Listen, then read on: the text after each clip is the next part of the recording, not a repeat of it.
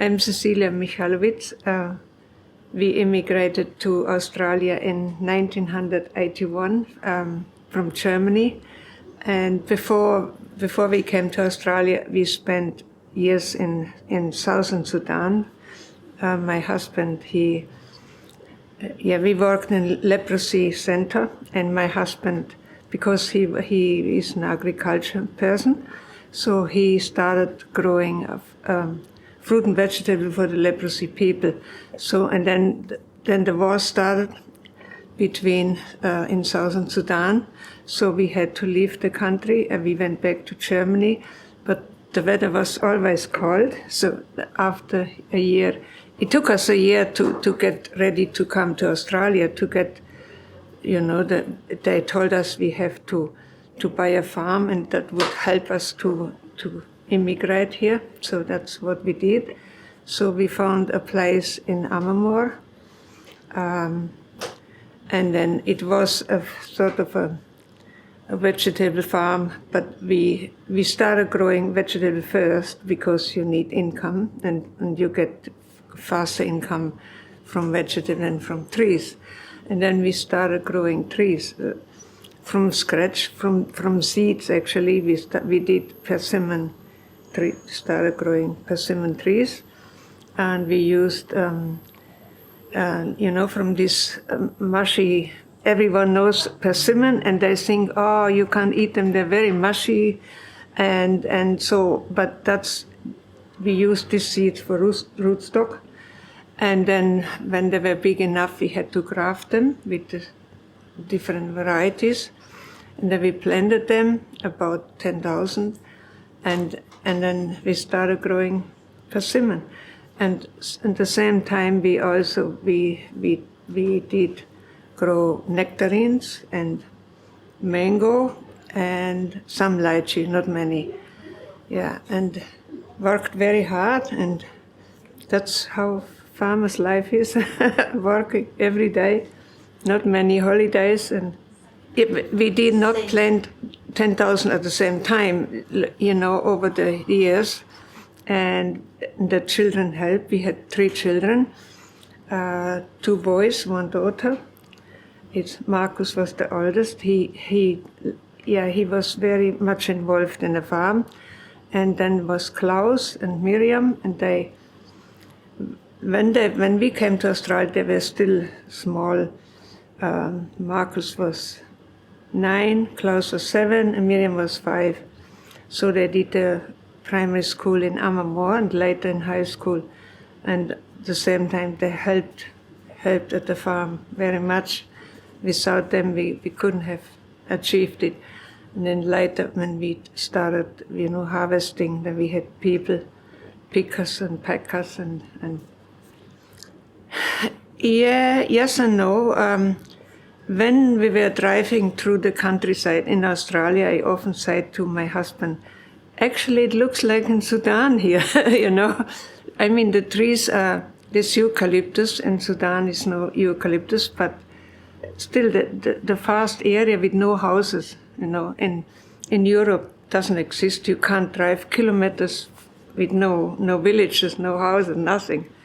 And that's the big difference. And then, of course, the weather is too much sunshine. Sometimes you wish more rain. But on the farm, we experienced everything. We experienced big floods in the 90s.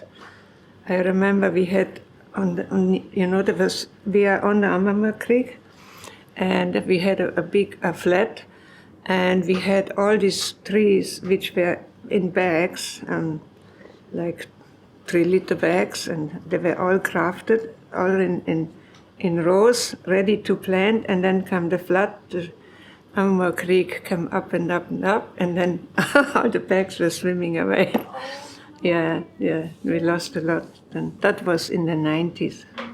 So we had good floods in the 90s, and then you're always cut off. I've never seen a flood in Gympie, because when we have a flood in Amamoor, we can't go into Gympie, so you don't see the Mary River. So exactly now I'm living in Gympie and I'm waiting to see the Merriven flood, which never happened. So, in the 90s, we were still in Amamoor, and we moved to Vichy in 2004. We were cut off for 3 weeks not because the water will recede after a few days, but there was just no culvert, no, the flood took away the road and you couldn't go, not even with the bulldozer you could. So we had to wait for the council to come and fix it. Yeah, and we had 2 major floods when we 2011 and 13, and both were cut off. We were the 19th people since the government put it, for how you say, it was probably Crown land before, I'm not sure. And then after the First World War, so people could settle. And then we had a neighbor, his name is Bernie Garrett, and he was up on the hill and had his farm, small popo farm, and he looked down and then he said to his wife, I wonder how long these people will last there. Yeah, 81 to 2004, that makes 20. The people were very nice, and the kids liked the school, and Mr. Cunningham was the headmaster. And I remember Miriam, she was 5, she couldn't speak English. And then when somebody talked to her, she wouldn't understand, she started crying. And then Mr. Cunningham got Klaus to translate for her. In Sudan, the official language is English, but it's mainly Arabic. People speak Arabic, and the kids, they learn a little bit Arabic. Yeah. And then we were only after 1 year in Germany, and they all know German, speak German. Klaus, he started in that year in Germany, he started Mittelschule, which is a higher class school, and he learned a bit of English. And actually, they didn't know much English, and neither did I. And I still have a terrible accent. Everyone said, where do you come from? What's your accent? If you go back now, there's so many new people, and you hardly know any people. And lots of the older people died in the meantime. And some of the neighbors died, actually, and know quite a few who died. And it is different. Yes, I do miss it. Not the work. I know we worked so hard. The elder son, he's in Kandenga now. Yeah, he's Upper Kandenga Road, and he's a taxidermist. He's doing making, when people go hunting, shooting deer, and he makes them up. And the kids remember the valley. They feel home if they go to, like Cedar Grove, for example. It's very nice. And Amamoor Park, that's next to our farm. Yeah, there's the shop, lots of different owners now. There was Mr. and Mrs. Tyler at that time. They owned the shop. And then when they sold out, then so it changed hand quite often, and it's still going. Yeah. At that time was no rattler, but the rattler is a highlight of Amamoor.